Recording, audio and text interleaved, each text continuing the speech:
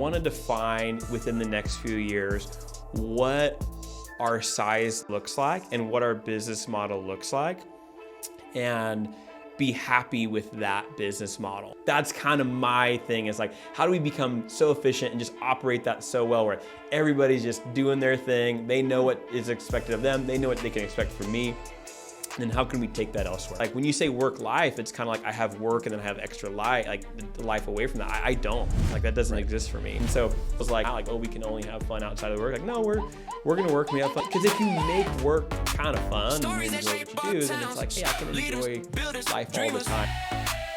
Changing lives around. It's Hometown Impact, hosted by Tyler Goon. Big hearts, bright ground, right here, homegrown power. Every voice, every sound, one spark can wake the whole hour. So, for people who don't know Nate McGuigan, Yep. and who you are, what you do, Yep. tell me a little bit about. Yeah, so Nate McGuigan, NTM Productions, started that 15 years ago or so now. I was looking at the calendar and I was like, man, it's quite a ways, right? So 15 years ago started that, and audio, video, lighting, network security solutions, a lot of installations, really heavy on that side of things. But yeah, really started out on the musician side of things, was able to travel around a little bit with a few groups and play some music, do some sound, and really that's kind of what caught me. That was like the big thing, is like, as I was traveling around playing guitar, doing stuff like that, was like that hook of like seeing the guys at the soundboard, at the light console, like that was the hook, right? And it's like, man, that actually seems like a lot of fun. And so that's really how I got into it.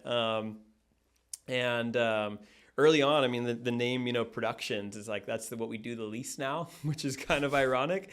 But when we first started, it was like, yeah, we're gonna have a bunch of gear and we're gonna rent it out. It's gonna be great. And we're gonna do all these productions and things like that. And when you first start out, as you know, like it's expensive, all the gear now is so expensive. Everybody wants the best of the best. And so it costs money to have that. And you rent that out over time, but you're not getting any money back on your equipment until rental 12 or 14 or 15, and that could be a year or 2 or 3 down the road, depending on how rentable that item is. And so it was pretty quick, 15 years ago, that we found out that it's like, hey, it's got to be a little bit more scalable, right? It's hard to just start off with just a bunch of gear out there. And so what we ended up doing was kind of pivoting to the model of installations, where it was like, hey, we can design this stuff out, we can engineer it, we can have all this stuff ready to go, but then you, the customer, are going to pay for all the gear. Yeah. Hey, that comes in, and then, we can, charge for our time and efforts of design and actually installing it and things like that.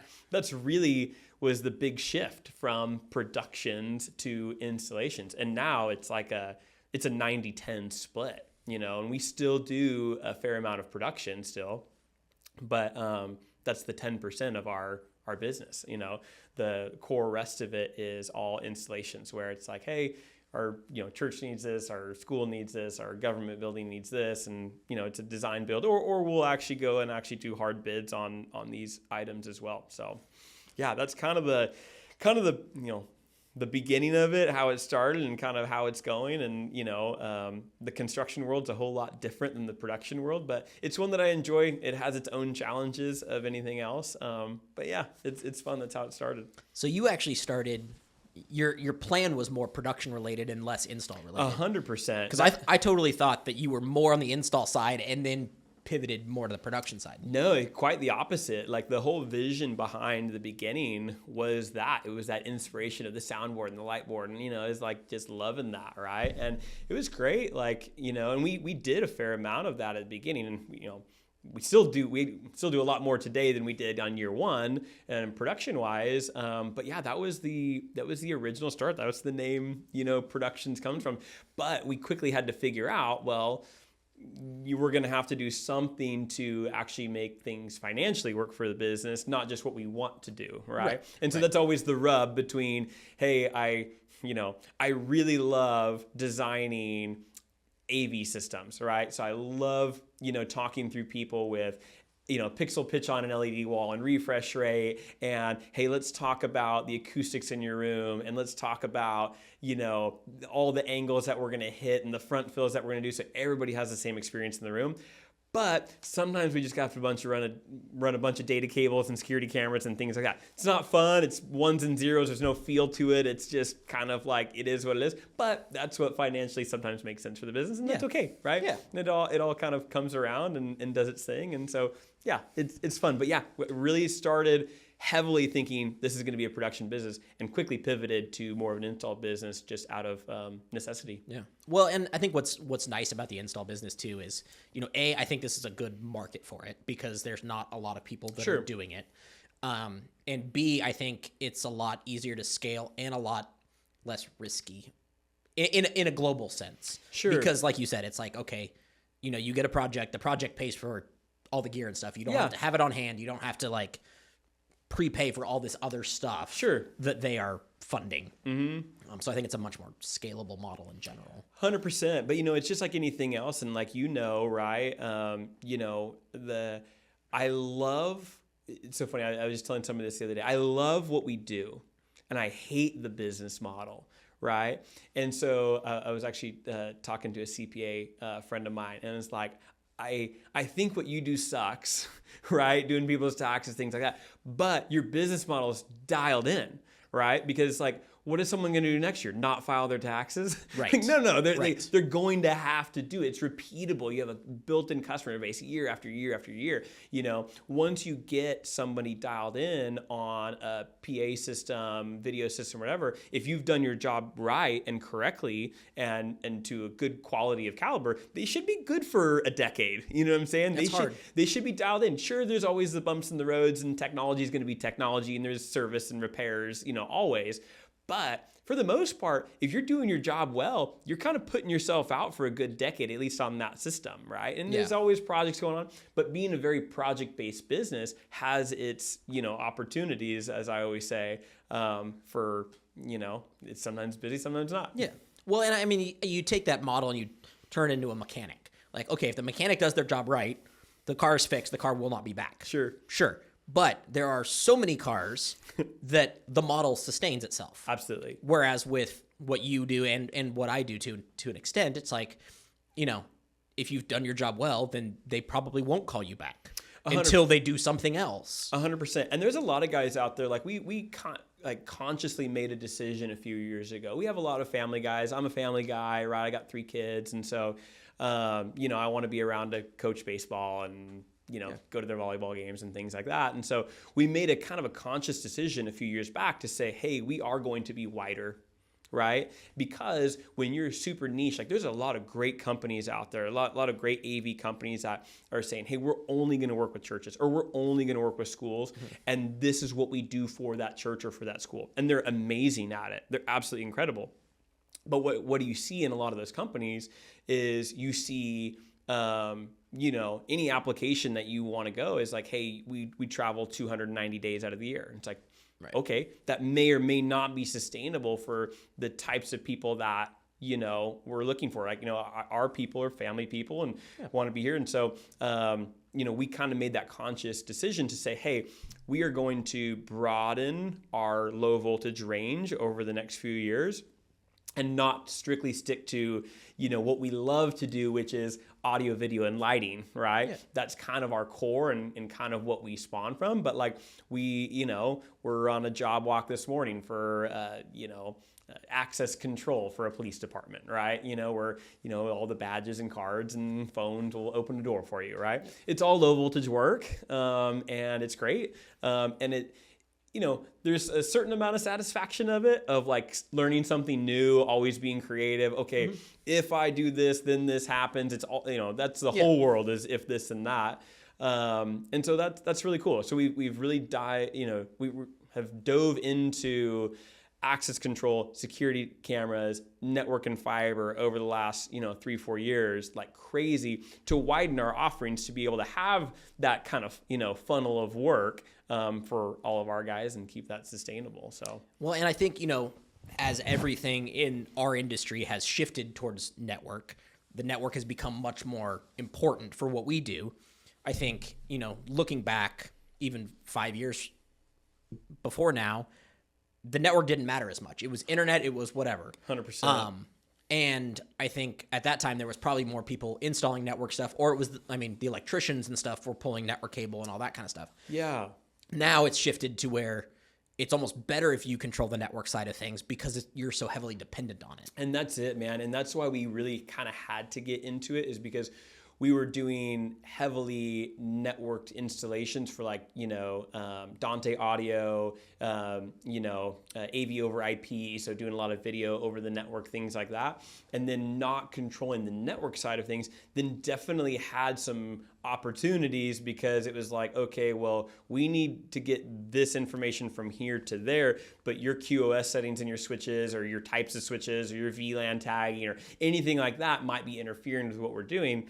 And so it was always a bicker back and forth. And so it's like, okay, if we can control the network and control that data flow, then our systems become much more robust, right? And then what I always tell people, and it's like, I guess it's a pitch, but like, we want to be the ones that you blame, right? We want to be at fault, because at the end of the day, is what is bad for a customer, right? Which is why we typically don't install gear that we don't purchase for a client, is because it gives us an out. It gives them an out, right? Hey, this machine is not working. Oh, who'd you buy it from? I'd call them. Well, you installed it.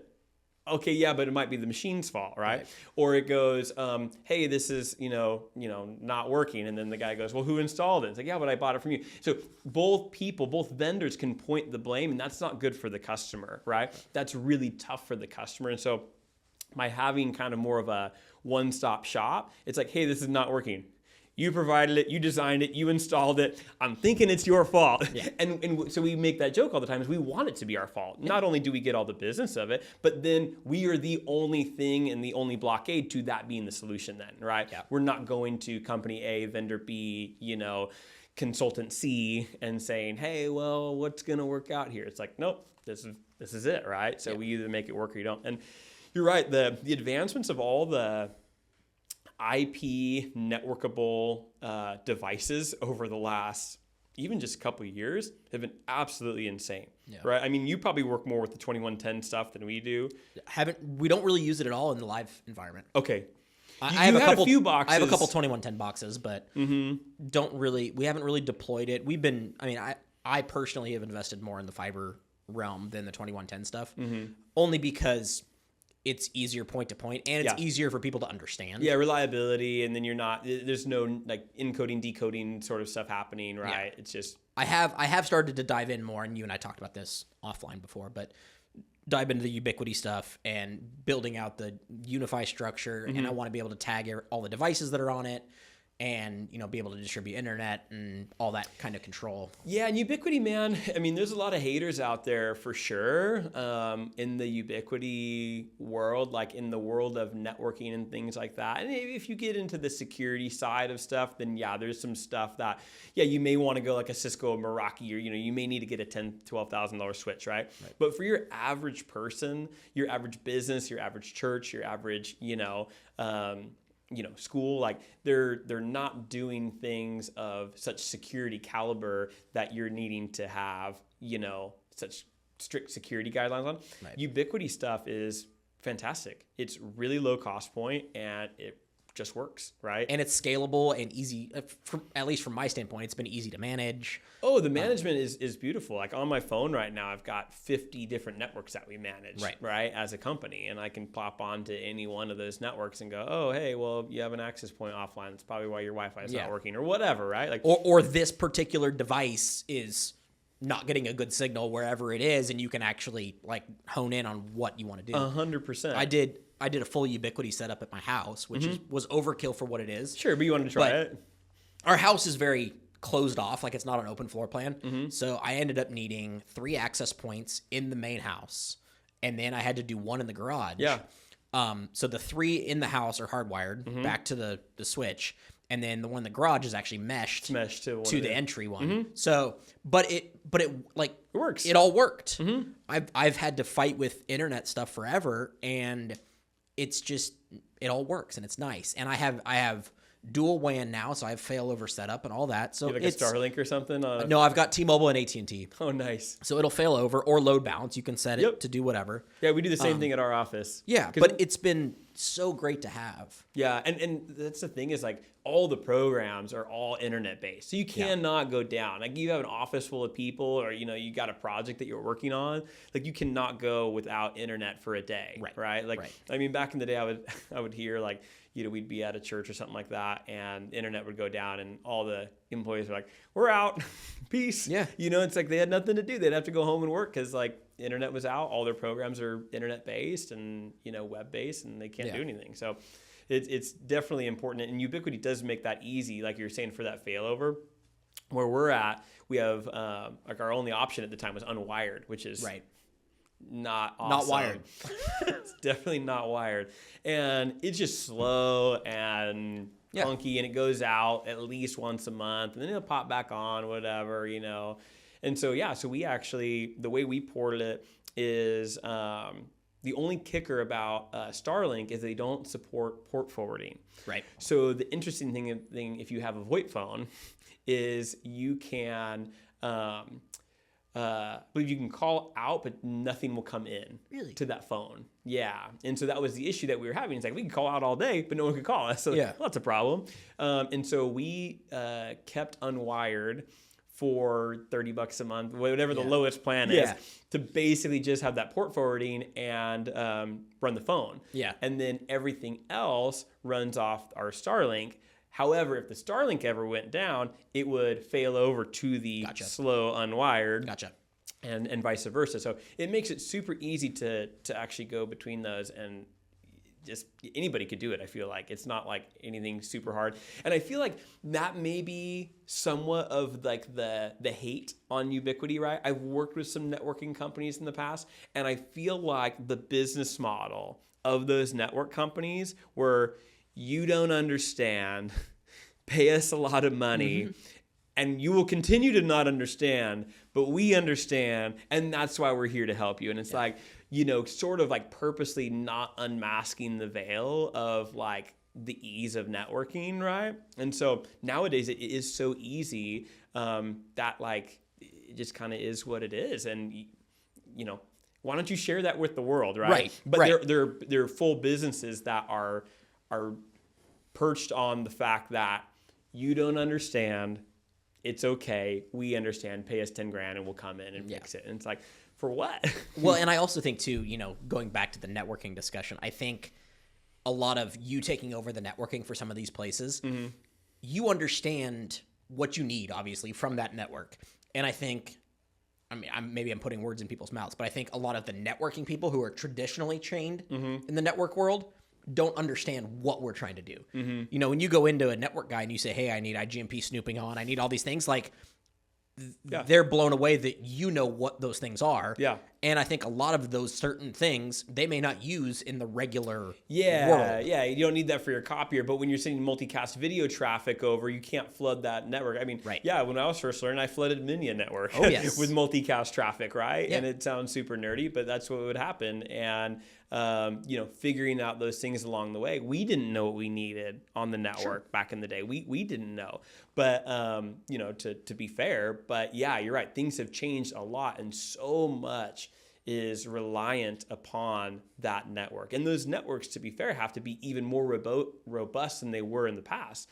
Because, before you're running internet over it, copier, things like that. Yeah. And now it's like, it's running whole shows for us. Right. One data cable, one fiber line is running comms, video, audio traffic. It's everything. Yeah. It's huge. Yeah. All right. So taking it back a little bit, but I know you started as a musician and then you went into, let's call it a quote unquote full-time job. And you don't have to say names if you don't want to, but you went to work for somebody else. Yep. When did you decide that you wanted to be your own boss and you wanted to take that lead?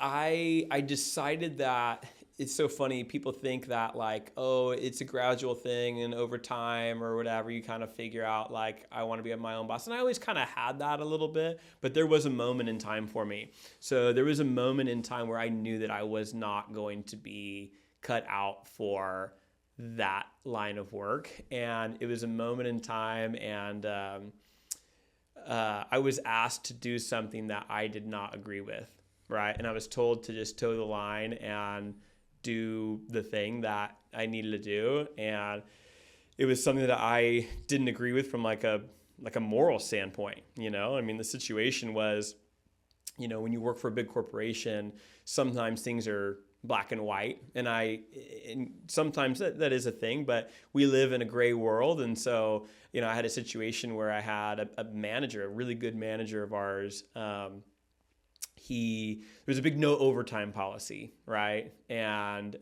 which I get, you know, you got however many stores, however many employees, that adds up, right? You know, being a business owner now, I know what overtime looks like. I get it, right? So there's a big no overtime policy, and we had a customer come in super mad. I don't exactly know what the situation was, but something was you know, wrong, and so the sales manager was helping him out, and you know, it was clock turned, you know, 7:10 or something. He was supposed to be off at 7, and he was an hourly employee, so he went, clocked out, went back to the customer, hung out with them for another 35, 40 minutes, got them everything they needed.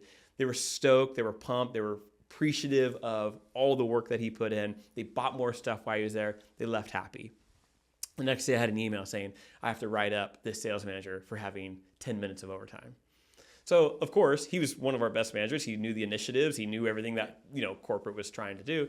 I called him in and I said, hey, you know, what's the situation? You know, like what we're trying to do, no overtime, no exceptions kind of thing. And he said, hey, you know, here's the situation. Guy came in, blah, blah. And so I, you know, called district manager and said, hey, this is what happened. Saved a sale, sold him more stuff, all good. You know, honest mistake. He was right in the middle of it.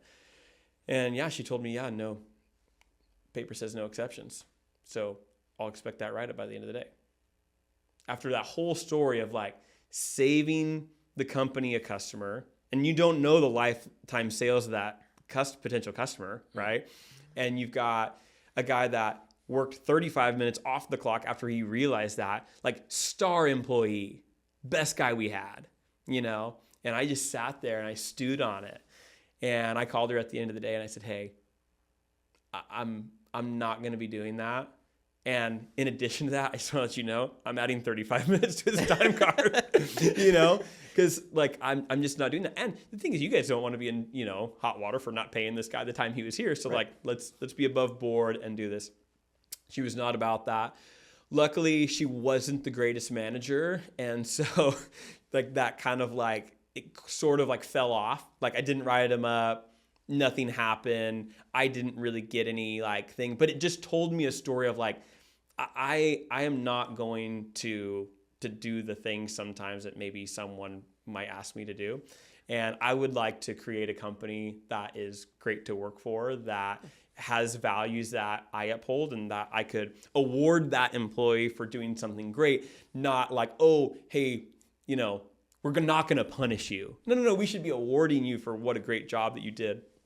And so I knew right then, in that moment, that was going to be kind of the shift for me, and how I was going to operate and how I was going to work. So that's awesome. I couldn't deal with that. That's awesome. Yeah.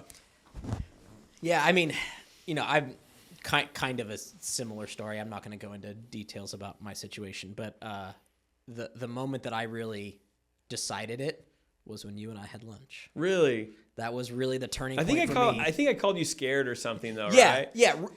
It more or less, it was along the lines of risk averse. Yeah. And but I think I truly think that culture is a very important part of a company, and I feel like there are certain large corporations that embrace that, and it works well for them. And there's a number of companies that I think don't manage culture well, and it's not their fault. I mean, it's their fault, but it's not. If that's their MO is to make money and all that, then why should they care, I guess? Talk about, now that you have formed your own company, what are you doing with that culture to try to foster that? You know, everyone's buying into the same mission and all those kinds of things. Yeah, no, that's a really good point. And one of the things that you know, we really like to do is, you know, be communicative with everybody, train, have everybody be on the same page all the time. But it is a tough thing. One of the things that I found, to be completely transparent, is, over the last, I've been doing this, it started the company 15 years ago, been full-time now for 10, right? It's like full on, left the other company, been doing this full-time for a decade. And it is interesting, you find out that not everybody cares as much as you do, which, granted they shouldn't, right? They're not the owner or whatever, but it's a very real thing that you have to accept a bit, right? And we have a lot of fun. I always tell the guys, what we do is really fun. Sometimes some days are just work, right? Some days are, we're pulling wire here and it's in an attic and it sucks and just part of life, right? But the other times are really, really good, right? Sometimes you're in a job. The way I describe it is like this. Because we are very project-based, I tell them, hey, if you're on a project that you really dislike, give it a week or two. You'll be on a different one. You know what I'm saying? Yeah. But if you're on a project that you really like, embrace it, enjoy it, because you may not be on one like that next week, right? And so that's sort of kind of the mantra. And I think why what we do is so cool is because we interact with different people every day, right? There's something different every day. We're learning something new every day. I'm we have 2 sales guys, but I still have my hand pretty heavily in design and engineering of stuff. And so I'm constantly speccing the new thing, right? Which is awful for the installers, because they're like, wait, what? We just figured out how to do this one now. What, and it's gosh, dang it. And so but it's fun for me to let's see how the next thing works. Let's keep up with technology, because over the years, we've seen companies come and go, and the ones that go are the ones that don't keep up, that don't spec the new thing, that don't realize that, hey, this is, what's coming up. And so, I feel the culture of being somewhere different every day, encountering a different human being every day, encountering a different problem, a different opportunity, right? I'm big. I say opportunity a lot. So guys will call me hey, Nate, we got some opportunities over here. I know that, we know what that means, right? But that I think is a big draw of just the job and kind of what it is, and how we kind of keep that culture fresh and fun. We're just doing something different every day, right? If you don't like what you do and it's the same thing every day, that's a long road. Yeah. Right. I tell people all the time, if you're living for Friday, and you're dreading Monday, that's a tough spot to be in, and it's not sustainable. It's really, absolutely, people keep doing it, but it's not. You're right. But what I'm saying is if you can enjoy Monday through Sunday just all the time doing what you're doing, then that's so much more sustainable than Monday through Friday's a drag. You're going to, everybody else is going to feel that. And then you're just pumped for Saturday and Sunday. That's a very small percentage of your life. I'd rather, if you're not enjoying it, I'd rather you leave the company, go do something that you do want to do. Right. And so that's a big thing in our company. And we've gone, we've had a lot of changes and shifts over the years, and kind of what's important to us. Right. And building, it's been one of the most interesting exercises is building, a culture and values and telling people the values that actually I value, right? It's one of the hardest things to do, is sitting down and saying, what do I care about? What are my values, and how can I instill that into the people that work for us so that they know what our values are, right? One of our values is hustle. Yeah. Right. I absolutely despise watching someone walk slow. I just hate it. It is just absolutely maddening to me. If you're walking to the truck to get a tool or a piece of gear, do it with purpose, go quick and come back. Right. Because how you do one thing is how you do everything. Yeah. And I'm a big proponent of that. And so one of our big values is hustle. If you want to go a lot of places with us at NTM, freaking hustle. And I see it. Right? Yeah. I can see it all the time. And so that is just finding out what is important to you, what bugs you, things like that, and actually spelling that out on paper is one thing that we did last year. Preston and I, we went and sat down and like, what is important to us as a core? You know, Preston's been with us from like the very beginning. Yeah. And so he was a cool guy to sit down and do that with. But yeah, really just what do I care about? And then tell people all the time, over and over and over again. And I think it's not about, you know, when you're forming a culture, forming a team, it's not about, okay, here's our values. We're putting them on the wall. And like, that's all we're going to do with it. Like you have to actually actively try to achieve them. And I think a lot of places will just say, okay, well, here's our 10 core values. Make sure you look at that before you leave. And it's a good reminder, but unless they see it from you, from other people, it's just words on a wall. It doesn't really help further the culture. 100%. And I'm a big, you know, Dave Ramsey guy. And nice. One of the things, Dave. I don't necessarily agree with him on everything, but you have some debt? How dare you? Yeah, I know. One of the things that I really like. You didn't cut up your credit cards already? From a business standpoint is the amount of time and effort they put into hiring. Oh, they're big on that. And you know, I think maybe too big to some extent, but I understand the purpose. Because when you're trying to build the culture, hiring is the most important thing.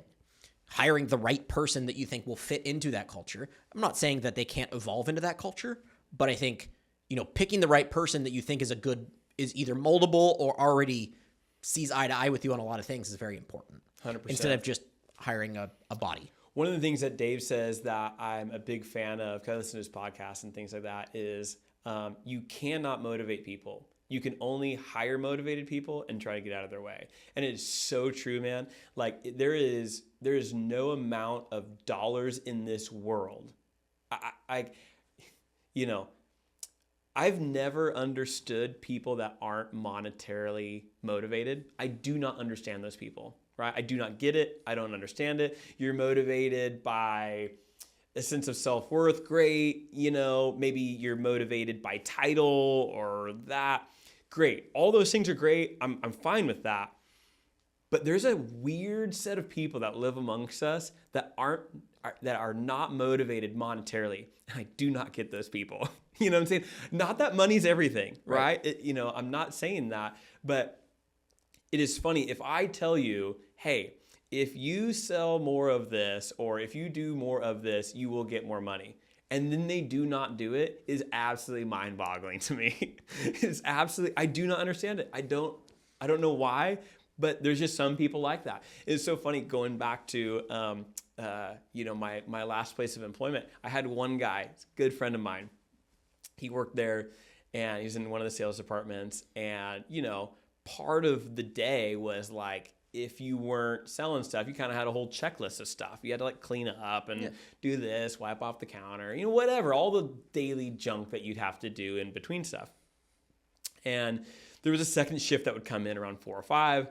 He would leave. He always opened, and the next guy would come in and close out the store till 9 or 10 o'clock, whatever time we close. And it was funny because that second employee would always complain about said first employee, right? Oh, they didn't do anything on the list. They didn't clean up. They didn't do this. I said, hey, hold on one second. And I'd pull up the numbers for the day. Well, I sold a bunch of stuff today. So I really don't care. Right. Do you have anything that you could sell today? Or do you have time to go clean up a little bit, right? And so that was the reality of it is, hey, that was a guy that was motivated monetarily, and me and him understood each other really well. I don't care if you don't do anything else. If that's all you do, that's great. Because that's how I get paid. That's how you get paid. That's how everybody gets paid. And we go further faster together. And that's awesome, right? Yeah. But people that are not that way, I have a hard time understanding, So I've always tried to, figure out what motivates people. And to your point, like, yes, you have to hire motivated people. But I do think there are certain things throughout the course of a career, a job, even just a project, that you can do for certain people that they value. Now, what I always look for is like the love languages, right? You have, gifts, you have quality time, you have all these things. And physical touch. Yeah. And I try to... how you motivate people, Tyler. All right, I just want to make sure I was getting all the love languages. So I think there are truly certain people where it's like, do you throw extra money at them.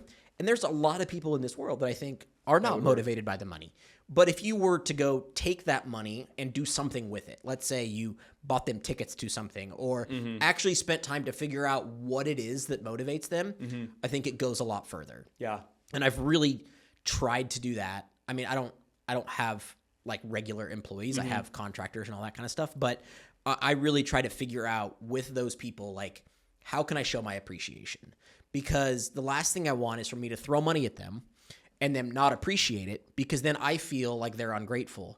But in reality, they're not motivated by that. So they don't want it to be perceived as negative, but they're not grateful, which is a side thing. But it's, if I were to take $500 and say, buy them this camera or buy them, or, pay for a hotel for them and their wife or whatever it is, pumped up, it means so much more. And I think there's a lot of those opportunities throughout life that mean so much more if you just put the money in the right places. Yeah. No, that's so true. And that's something that we've had to learn, over the years, like what matters to people, but I still think that in that hiring process, in that you have to find motivated people, right? So guys that are motivated to get on the same page with you or learn or whatever the case may be. Finding those learners are the best. The worst ones that we've ever had are the guys, and we hire guys that don't know a lot, I will say. Like traditionally, that's kind of like our MO. It's because the few times that we have, unless you're looking for something like expertise and things like that, but some of the few times that we had, you sort of get all the baggage and the preconceived, like, oh, well, this is right, you're wrong, kind of like attitude sometimes. And so as opposed to hiring somebody that is moldable, that's a learner, that's like a sponge, and it's like, oh, hey, this is all the stuff. Right. And then they take that and they go, oh, and by the way, I looked this up and this could help us. And it's like, oh, that's beautiful. That's really going to help out. And that's the team player that we're looking for at the end of the day. Yeah. And I mean, when I form a team, my jobs are very project based, but I'm always trying to form a cohesive team that works well together. I don't necessarily care if each person is the best at what they do. Like, that doesn't equate to me. Yes, I want them to be qualified to do it, but I would rather have a team that works well together than have 10 people who are number one in their fields who don't get along with each other. They can't work together. Like, that doesn't give you a good result in the long run. So. No, that's awesome, man. It's good stuff. So in the early days of you starting NTM, what did that look like? Did you start it out of your house? Like, what was your, tell me about the growth of it. Yeah. So when we first started, we had, Kelsey and I had purchased a house. We had a little one at home. Kaylin was just born. And we moved into a house, had like a converted garage. I actually had like built out like a studio in it. That's the musician side of things, right? Where I would, do some recordings and things like that in there. Which was a lot of fun, but, it turned into kind of a choppy warehouse pretty quickly as we were buying stuff and selling things. And so, it started out, in that home. We got kind of like our first couple of big jobs in that house, and it was just absolutely hysterical because we were running the business out of the house, but getting deliveries like we were like a big company because, we're buying and selling stuff. And so there was a year where we had gotten like 2 massive screens, like projector screens, and one lived like the only place it could go was like in the entryway, like into like the dining room. And so my daughter would have to like step over it. It blocked the entrance to the hallway. Like, it was like a gap. And so like every night, because like we would get stuff in and it would take a couple weeks to get everything else, and then we'd go install it. So there was like a few week or a month time where like going to like bed and like Kaylin going to bed, like you'd have to step over the screen to get into bed. There was one time where I had a freight truck show up to the house, and I had totally not calculated like anything on like this screen. And the screen weighed like 600 pounds.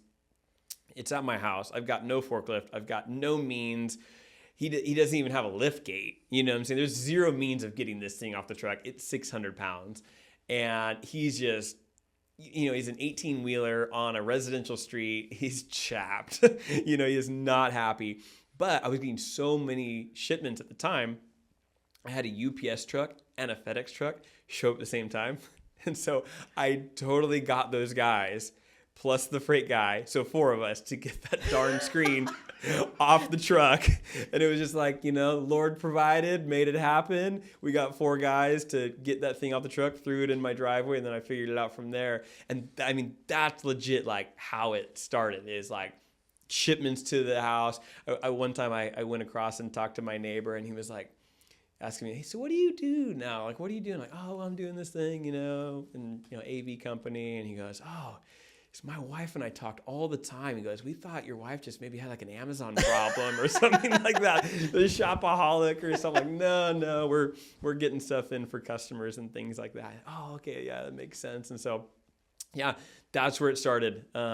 Getting a bunch of shipments in. We did a couple big jobs out of that house. And then, shortly after that, a few years, we moved to where we're at now. And so the property that we have now has a shop on the back of it. We were there for a few years. And then we did have we had like 3 employees when it was at the house that we're at now.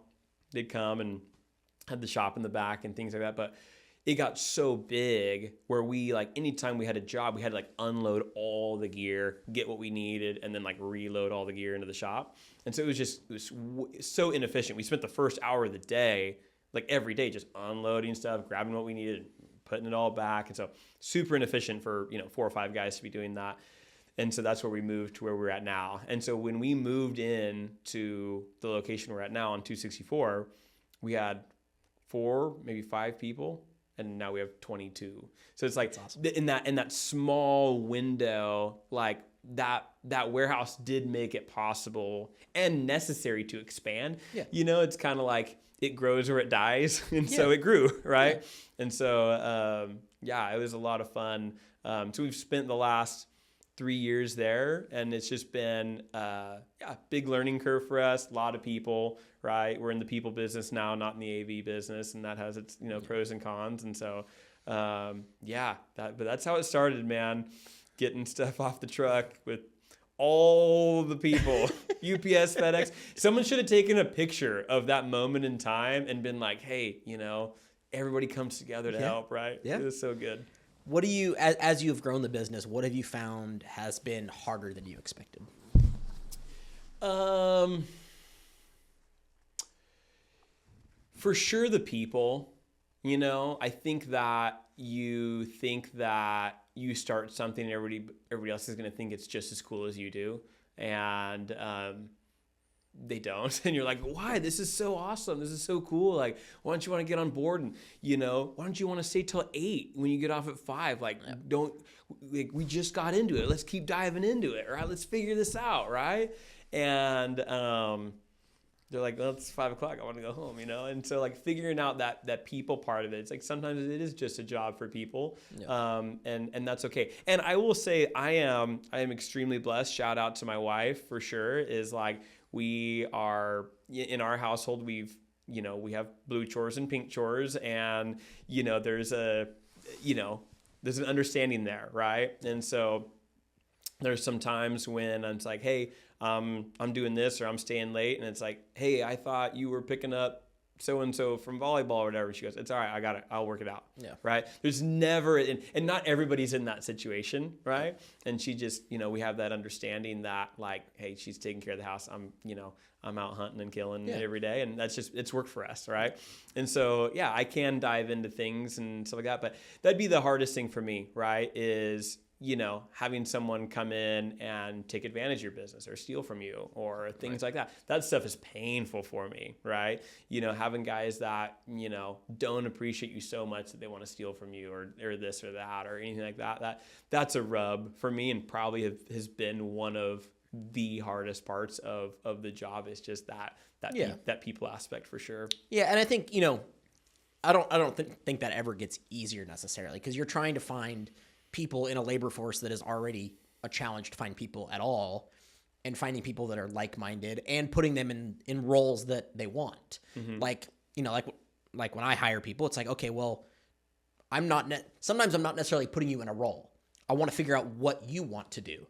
And so you kind of grow them a little bit in that process and figure out what it is that they like. And then you can kind of steer them. Yeah. Okay, well, you're a good fit over here, a good fit over there. 100%. And I feel like we've done a pretty good job about that. So it's funny, we were hiring for there was a position that we were hiring for, and guy came in and it was like, man, that guy's super talented. I think he would really suck at this job, but I actually think he's super talented, right? And we still ended up hiring him, right? So we hired him, not for that position, but we're like, we'll find something for you. You're a good dude, and we think that this could be a good fit for us. And so, and since then, he's changed roles like 3 times. Us just really trying to find out, like, man, this guy's got something, right? Like, there's something there. He's really talented. We have to find kind of what fits and then what benefits our company. And we found that, after a few years. It's great because he's super happy. We're super happy with the work.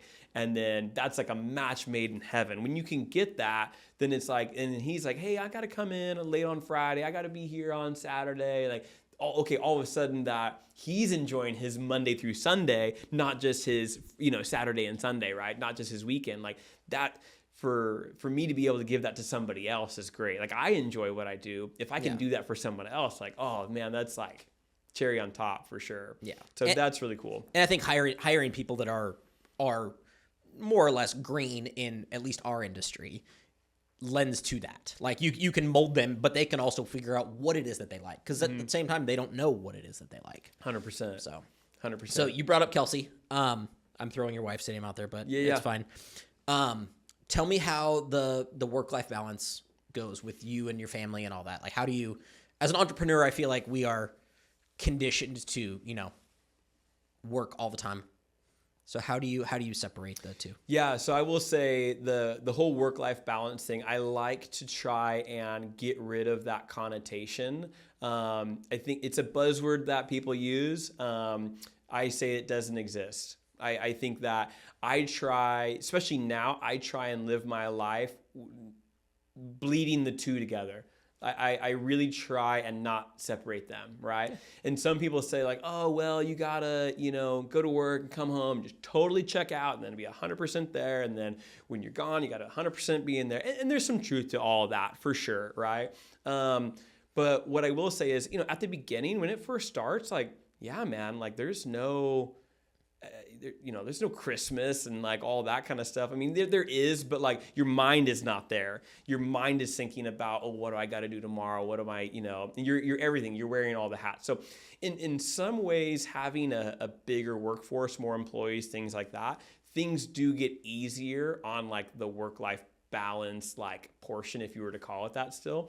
But like, at the end of the year, we were working like dogs trying to get some inventory stuff dialed in, figure things out. And so I just told, Kels, hey, I need you and the kids to come over to the shop and we're gonna hang out for a little bit, right? Yeah. So they're counting inventory. I got the kids involved. They're counting XLR connectors and pieces and this and that, right? And they're into it and we pay them and, it's all good. They're learning on what it looks like to work. And so I like to blend those, right? I like to not keep them separate because it's like if I'm keeping that work life completely separate, like work is my life, right? Life is my work. That's like I'm finding identity in that. And so it's like when you say work life, it's kind of like I have work and then I have extra life, like the life away from that. I don't, like that doesn't exist for me. Right. And so really trying to get them in on that and just say, hey, kids, this is what it looks like to work. I mean, we have a laser, CO2 laser at the shop, and we engrave a bunch of rack blanks and we make custom stuff out of it. And Kaylin, she had this big project that she was working on for school. She had to build some crazy tower. And so we went over there and we CNC'd out, 16th inch pieces of wood. We did foam. We put her name and everything. She had the best one, of course, right? Because we CNC'd out the whole project. Yeah. It's kind of awesome. But she learned how to use it. So then like it was, at the end of the year, we were doing a bunch of stuff, labeling. I was like, hey, I need all these labels for this, that. Like, go do it. And so there's nothing more rewarding to see your kid being like, I know how to operate this freaking machine, Like, she operates it better than I do now. She operates it better than, 19 out of our 22 employees, So it's like, she's got it. And so it's fun to see them develop skills like that, interest. And, I think if you keep those, separate all the time, you miss out on getting them involved and now like, oh, we can only have fun outside of work. Like, no, we're going to work and we have fun. My son wants to come to work all the time. My middle son, he's always like, hey, can I go with dad? Can I help you out? Like, even today, it's foggy day schedule. Can I go to work with you this morning? Like, we don't have school. Like that part's cool, right? Because if you make work kind of fun and you enjoy what you do, then it's like, hey, I can enjoy life all the time. And so, yeah, I will say now with more people, there is more quote unquote work-life balance than there was, back in my 20s. But like, I'm also falling asleep on the couch at, midnight. Whereas like, when I was 22, I'm just, I'm going to town. Right. So, it's definitely changed, for the better. But I really like to keep those blended and not really call out that work-life thing. I don't know. Good. How about you? No. And I would say you got all your stuff set up here, man. Yeah. It seems like you're here like 24/7. I mean, I do try. I have lately tried to and carry more like regular work hours. So I'll be here, in the morning while the kids are at school, and then I'll come home for dinner and, when I'm not traveling. And it's been really nice to be more involved. Like, I love being at home and making dinner with the family and like having quote unquote a normal home life. Sure. But I will absolutely bring the kids here. They'll hang out here. Cool. When I was setting up the studio stuff, like I had my 3-year-old sitting here and we were messing with lighting and he was just blabbering away. And, I think having those moments is very important. And while I don't have employees, I do think it's important for the other employees to see that because it humanizes everybody. Mm-hmm. And it's like, I'm not just your boss. Like, I am a person. I am like, hey, if I need to go off for a dentist appointment for my kid or whatever, it's like we figure out how to make all that work. Yeah. And I think that's what is missing from a lot of the bigger entities where it's very, like you said, it's very black and white. It's like, 100%. Okay, well, you don't have any sick leave left, so you can't do anything. Yeah, man, that's a big deal, right? It's like, how do you run a company and then deal with all the nuance of life? Because life is nothing but nuance, right? And it's so funny. I actually just talked to a guy the other day and I was like, yeah, like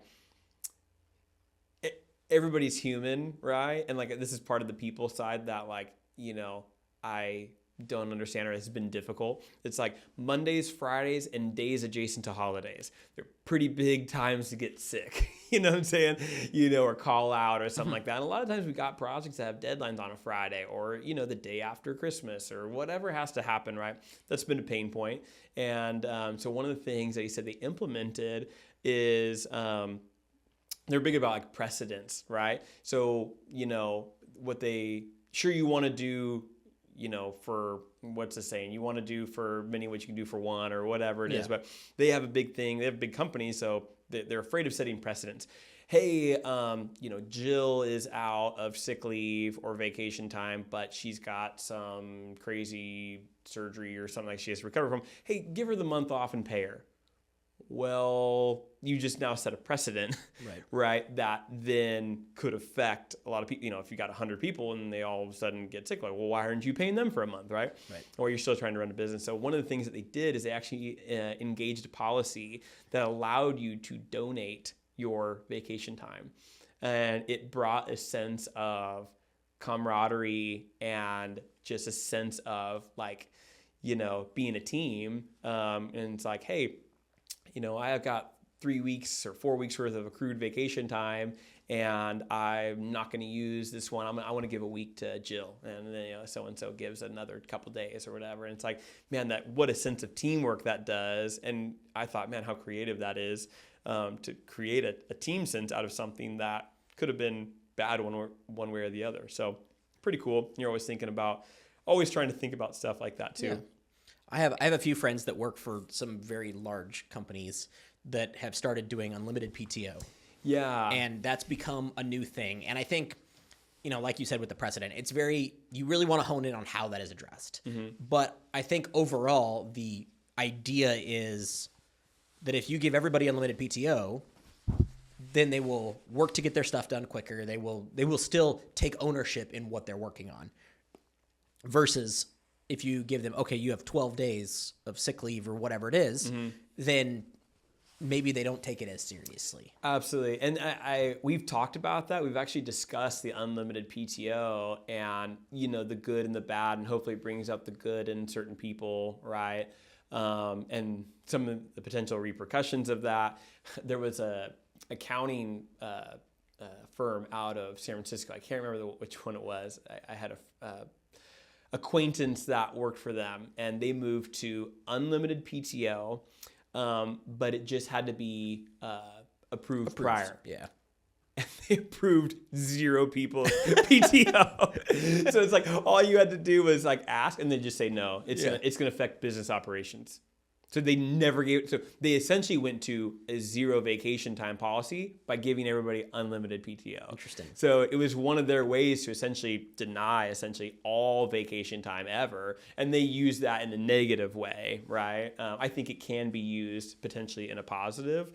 A little harder on like hourly employees, right? I think that it makes a little bit more sense for like some salary folks that it's like, hey, I do have to take off for my kid's dentist, and I'm not coming in till noon. But yeah, I'm going to work on Saturday on my at home or this or that.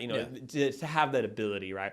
It's harder on an hourly employee where it's like if your hands and feet are not on the job site, then you can't really make up that work at home or anything like that, right? So that's a tough one, and something that we've been kind of walking through as far as like how do you deal with that, because the thing is I don't deny any PTO, right? So it's like if someone's like, oh hey, this happened and I didn't realize my wife's family's coming in and I need to take 2 days off. Okay, great, cool. So it's like everybody has vacation time with us, but they kind of just take as much as they want anyway, right? So it's like you might as well just say what you're already doing, which is unlimited PTO anyway, right? Right. So, well, and I think by saying you have unlimited PTO, you've set the precedence that it is available. Now, whether you approve it or not is a different story, but you can at least leave that as the precedent for it. Sure. Sure. Yeah.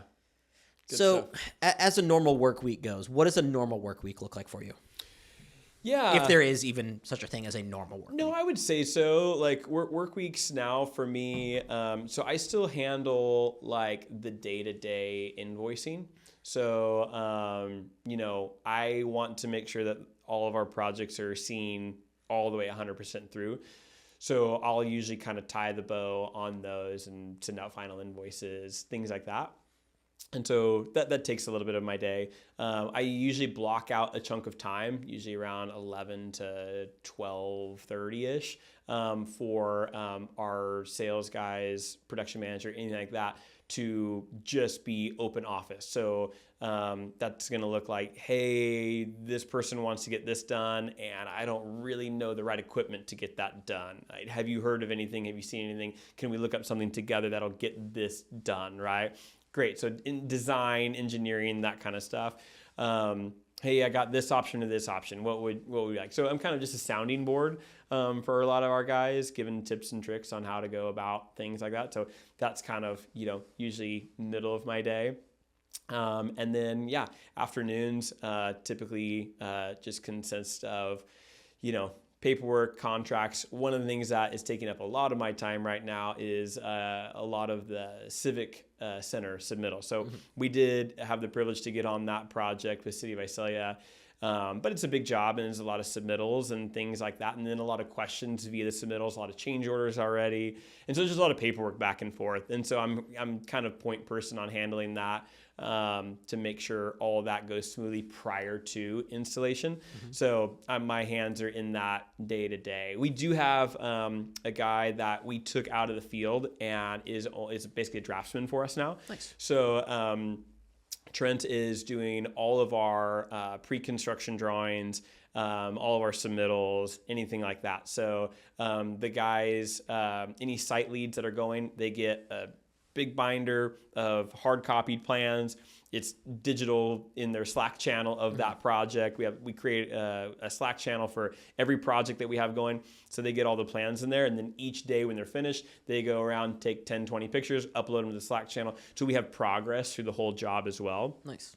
And so that makes it really nice. So me and him work a lot together where, and then he'll even work with some of our sales guys where it's like, okay, hey, we've got this LED screen. It's going into a church. It's going to be kind of hard to visualize. Can you make us can you Vectorworks us out a 3D drawing of this? Yeah. So that way we can, it'll help the sale move along, right? It's got to go to the board and people need to visualize. So he works on that. He's working on a bunch of the submittals with me, getting all of those, contracts ready to go. And so, yeah, that's been a lot of my life lately is just Civic Center submittals. Yeah. And you guys are doing Vectorworks for all your stuff, all your 3D? Yeah, so everything's going Vectorworks. One of the things that we use JetBuilt for all of our, it's a software that we use for all of our estimating and quoting and things like that. And they just came out with a new drawings kind of application within there. So what it does is you have your list of gear and you have rooms and systems. It's kind of how it's broken up. And then it has all your gear inside of there. And then what you do is you can make an AI prompt that essentially says, this is a boardroom. It's going to have a display. I need the camera to be wired into this QSys encoder, blah, blah, blah, right? Hit go. Takes a minute or two, and it'll give you a line drawing of everything that's on the list, right? So it's pretty cool. So it makes all your blocks for you, which is great. And then also it has a rack elevation drawing that it'll make for you, and then you can move things around. The greatest part about it is, though, you can then export that into Vectorworks. Oh, nice. Put it on your title block sheet, anything like that. So cool part is we haven't used it a ton. We demoed it. Almost all of our stuff has been just scratch in Vectorworks and using all of our own stuff. Yeah. But we're looking at that to try and trim down his time per project to say, hey, that got it pretty close. Yeah. And I was able to export it. Now I can just edit it within Vectorworks and then get our drawings out faster. Are you doing ConnectCAD in Vectorworks at all? Okay. Correct. That's what I haven't really played with the ConnectCAD stuff too much. Yeah, it's great. And Trent's been, he went and got certified on everything like that and has gotten into it. I have not touched Vectorworks one iota.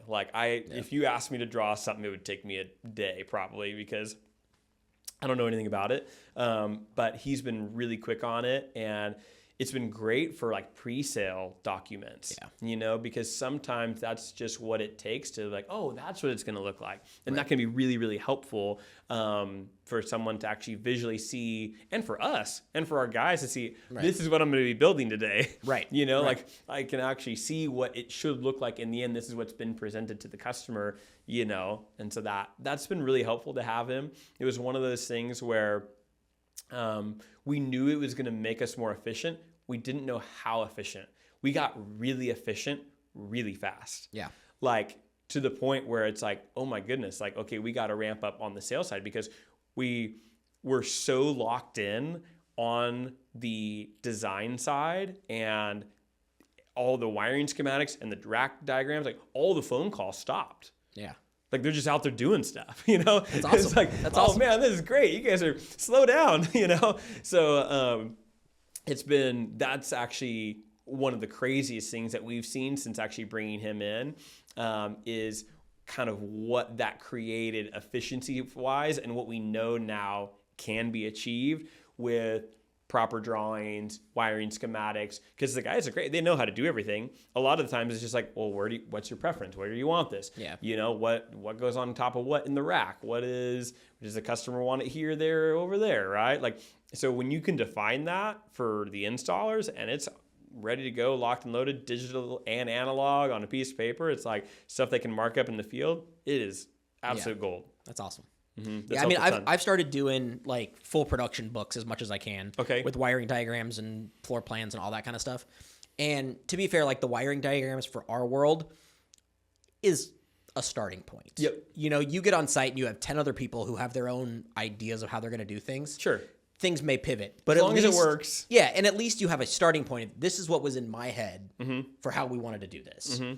You could go off and do your own thing, but if you start missing pieces, you'll know that that's how it was not planned. So Yes. for me, it's a little different, but even that has helped me visualize it. No, that makes a lot of sense. And like you said, you're dealing with people that are trying to get in your head within a second or two. Right. You know, they got maybe an hour to like hang out with you. Like, what do you want to do? Like, I just got to run and gun, right? Yeah. So having sort of that plan and that, like, this is what my thought. Because like they might think you have something else coming, another stage box, another this, another that. And you're like, nope. And this is why. Right. That is super helpful to have that. Those diagrams, it has been, so That's helpful. Awesome. And you're probably seeing that too. Oh, yeah. So much more efficient. So what does success look like to you now? Ooh, that's a tough one, man. What does success look like? It's so funny, man, because I look at the Nathan 10 years ago at the Nathan now, and that Nathan says, dude, you freaking made it. Right. You know, like you're done. And the Nathan today feels like he's so behind. Right. You know, like behind what? Right? Like I always tell myself that, like behind what? Who are you behind? You know? But it is one of those like achiever things in me that there's just always something else. Yeah. There's just always something else going on and something else I want to do, achieve, whatever. And so that's a tough one. I don't know. I think what I have officially, I think my official answer of that is really just the journey. The success is the journey, right? Because I know myself enough to know that it doesn't matter what tomorrow has, if it's a bigger building or more employees or this or that or a bigger job. Like, it's the journey there. Once I get there, I'll be unsatisfied. Right. You know what I'm saying? So it's like, you have to enjoy the process through it, and you have to know that is the success. Well, and I think it's, you say you'll get there and you'll be unsatisfied. And I don't know that is necessarily correct, because I don't think you'll be unsatisfied. Sure. You will just be defining it. You won't feel like you've achieved success. Correct. I wouldn't say that you're unsatisfied with where you're at. Sure. I think that's probably fair. Because I think, you and I are wired very similarly, I feel like. Mm-hmm. And there's not something that you're going to get to and you're going to be like, I've made it. Mm-hmm. Yes, there can be milestones. You can be happy along the way, of course. But I don't think there's like, hey, I am now successful. Yeah.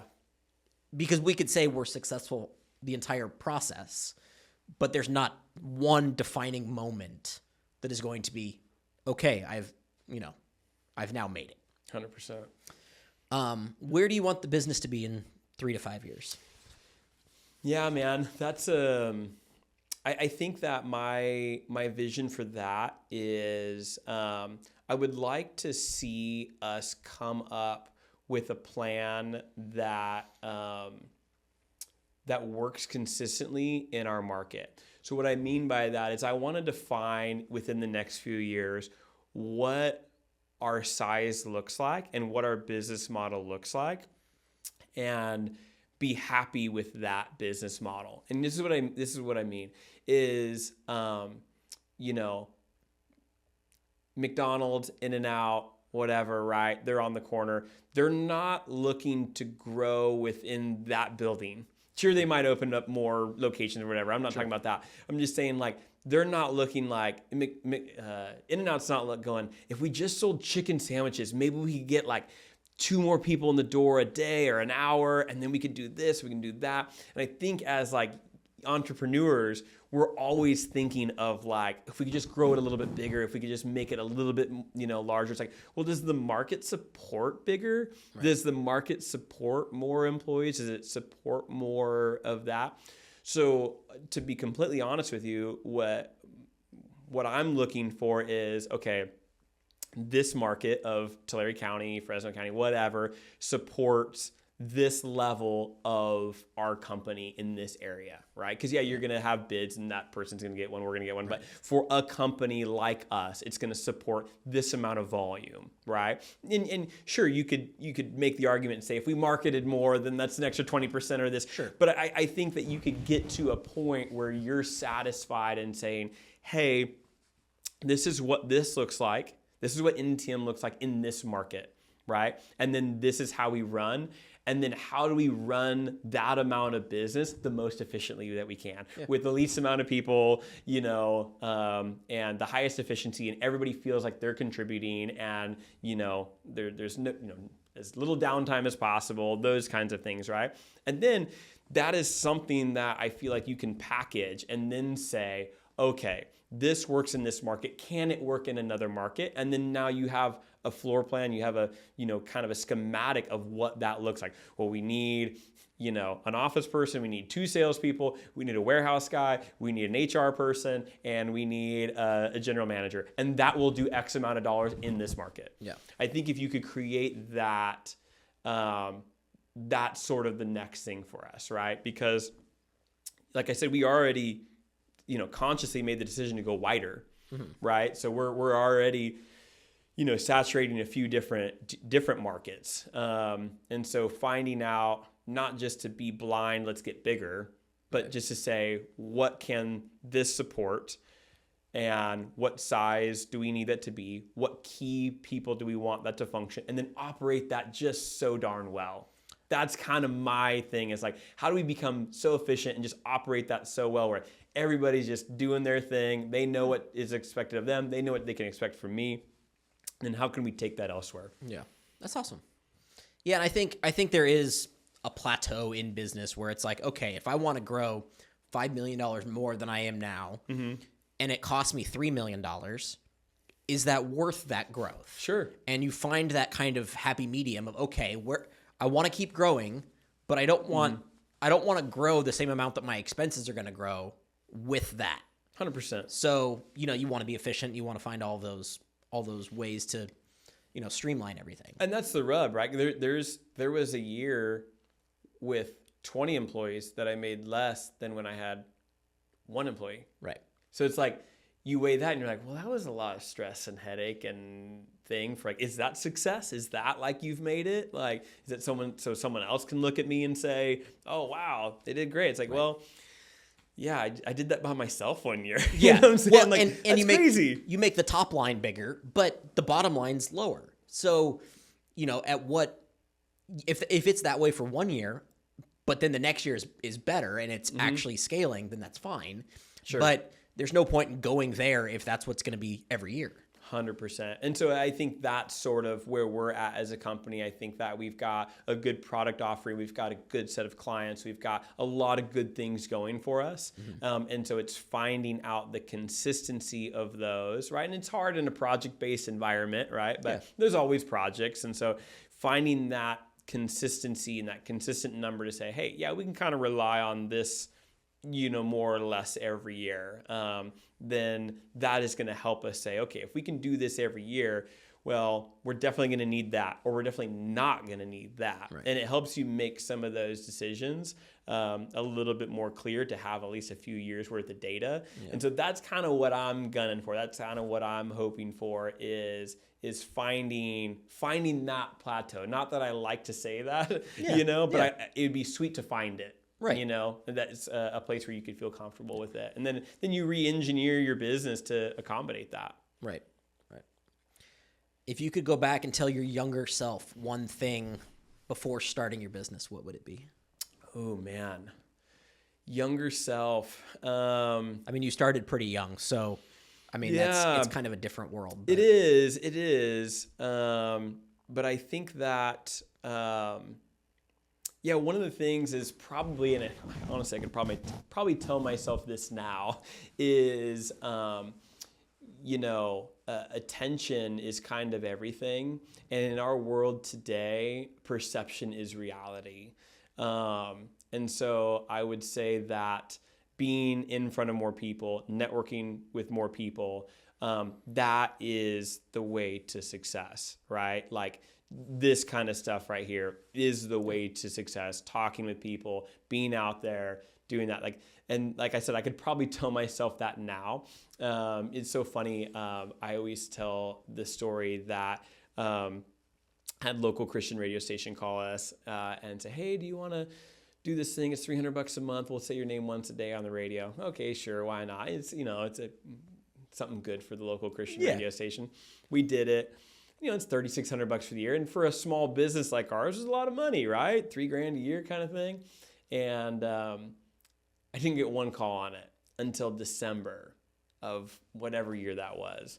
And it was a guy from one of the local city municipalities, and he said, hey, we need a boardroom set up or whatever. Ended up closing the deal was like $95,000. Okay, well, that might have paid for that $3,000 radio advertisement. Since then, probably $700,000-$800,000 worth of jobs from this particular city. Yeah. And it's like, just like that lifetime customer is everything, right? And so it's like getting more attention, getting more eyeballs, that is so important. And I think the faster you can do that, the better off you're going to be, right?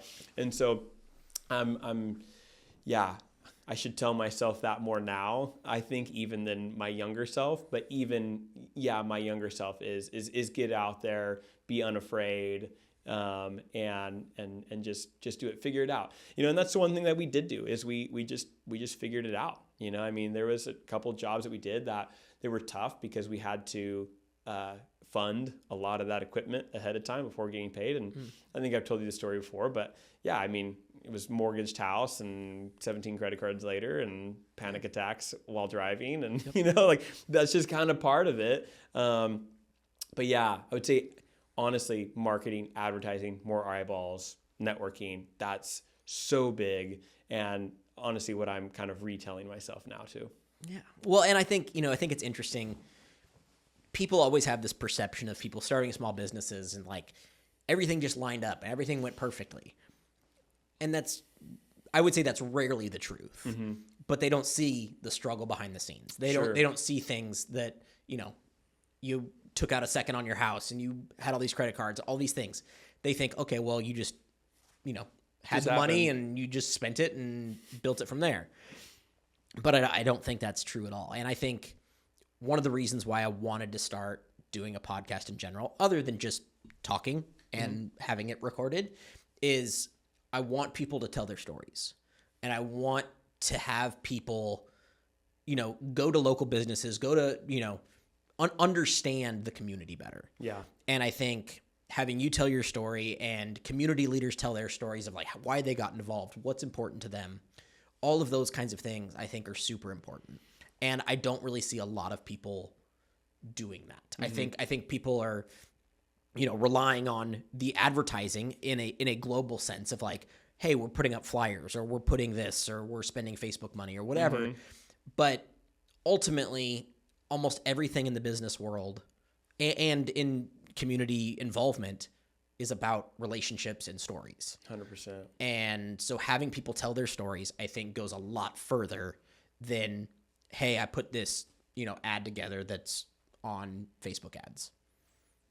Yeah. So that's really my goal with all of this. It's like, and this is great, man. And this is so cool because I think you're right. And the thing is, when we hear about a story, right, like we're more apt to support that business, right? We're more apt to go out of our way to do that because there's something that, that I've discovered, over the years is that like, if you can, it's one thing to like buy something and it makes, you feel good. It's another thing if you buy something and it makes them feel good, right? That is such a huge thing and such a thing for our small business, right?